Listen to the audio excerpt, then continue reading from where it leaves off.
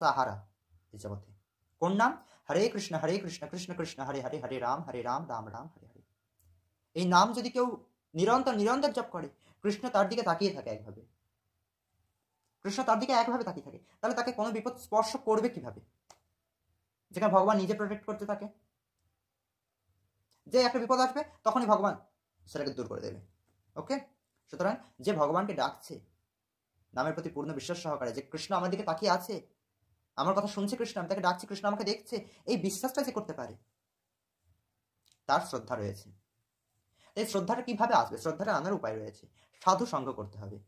যদি আমরা সাধু সঙ্গ না করি, আমরা অসৎ সঙ্গ করি, যারা গালি দেয় সেই সমস্ত ব্যক্তিদের সঙ্গ করি, যারা মদ খায়, যারা মাতাল, যারা গ্যাজাখোর, যারা জুয়ারি, এই সমস্ত ব্যক্তিদের সঙ্গে সঙ্গ করি, অথবা সাংসারিক ব্যক্তিদের সঙ্গে সঙ্গ করি, তাহলে কি হবে?